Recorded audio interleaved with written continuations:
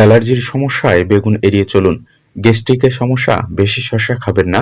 সর্দিতে নাক বন্ধ হলে ভিটামিন সি জাতীয় ফল খান। চোখে লালচে ও ফোলাভাব সরাতে একটি ঠান্ডা টি ব্যাগ চোখের উপরে রেখে দিন কিছুক্ষণের জন্য। জন্ডিসের চিকিৎসায় মূলা পাতার রস বেশ কার্যকর। ছেলেদের বরণ দূর করতে তৈলাক্ত খাবার এড়িয়ে চলুন। বেশি করে শাকসবজি খেতে পারেন। অতিরিক্ত শসা খেলে ডিহাইড্রেশনের সৃষ্টি হতে পারে। কম ঘুমানো, নাক ডাকা কিংবা জেগে থাকা ফ্যাটি লিভারের ঝুঁকি বাড়াতে পারে। ডায়াবেটিস প্রতিরোধে আঙ্গুর খান। প্রতিদিন অন্তত ৩-৪ বার মুখ ধোয়ার অভ্যাস করুন। ব্রণের উৎপাত অনেকটা কমে যাবে। খাবার খাওয়ার পরপরই গোসল করবেন না, এতে শরীরের তাপমাত্রা ভারসাম্যহীন হতে পারে। অ্যালার্জি থাকলে হাঁসের ডিম এড়িয়ে চলুন। অ্যালার্জির কারণে চোখে চুলকানি হলে বরফ সেঁক দিন। ত্বকে নিয়মিত ময়দা, দুধ ও মধুর পেস্ট লাগান। ব্রণের দাগ চলে যাবে এবং ত্বক দ্রুত উজ্জ্বল হবে। ডায়াবেটিস রোগীদের খালি পায়ে হাঁটাহাঁটি করা উচিত নয়। অনেক সময় কোষ্ঠকাঠিন্যের কারণে ত্বকে ব্রণ দেখা দেয়, তাই পেট পরিষ্কার রাখাটা খুবই জরুরি।